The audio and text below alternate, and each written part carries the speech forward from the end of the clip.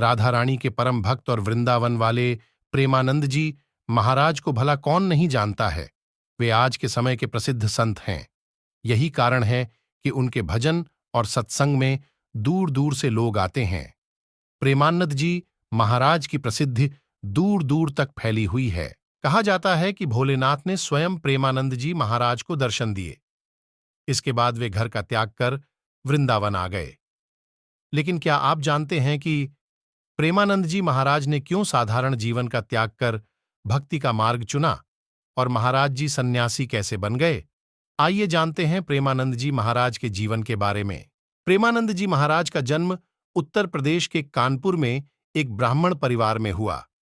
प्रेमानंद जी के बचपन का नाम अनिरुद्ध कुमार पांडे है।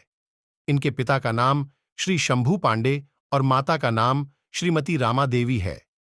सबसे पहले प्रेमानंद जी के दादाजी ने सन्यास ग्रहण किया।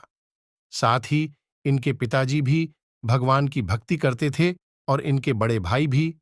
प्रतीत प्रेमानंद जी के परिवार में भक्तिभाव का माहौल था और इसी का प्रभाव उनके जीवन पर भी पड़ा। प्रेमानंद जी महाराज बताते हैं कि जब वे 5वीं कक्षा में थे तभी से गीता का पाठ शुरू कर दिया और इस तरह से धीरे धीरे उनकी रुचि आध्यात्म की ओर बढ़ने लगी। साथ ही उन्हें आध्यात्मिक ज्ञान की जानकारी भी होने लगी।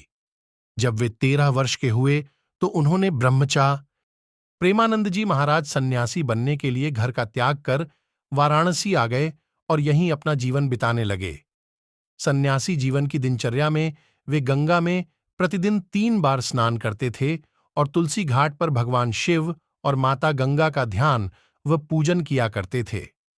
वे दिन में केवल 1 बार ही भोजन करते थे।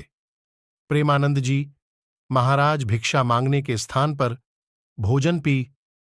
प्रेमानंद महाराज जी के सन्यासी बनने के बाद वृंदावन आने की कहानी बेहद चमत्कारी है।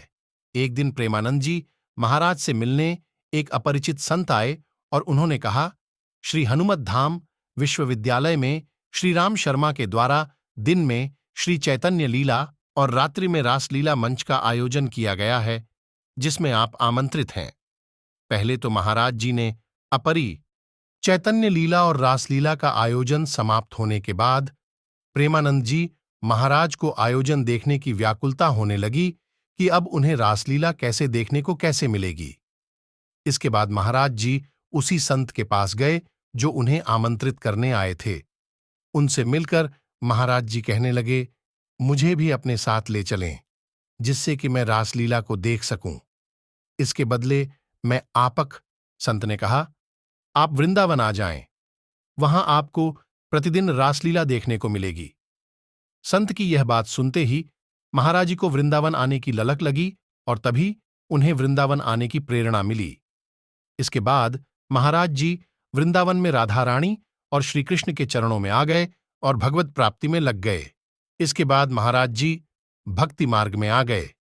वृंदावन आकर वे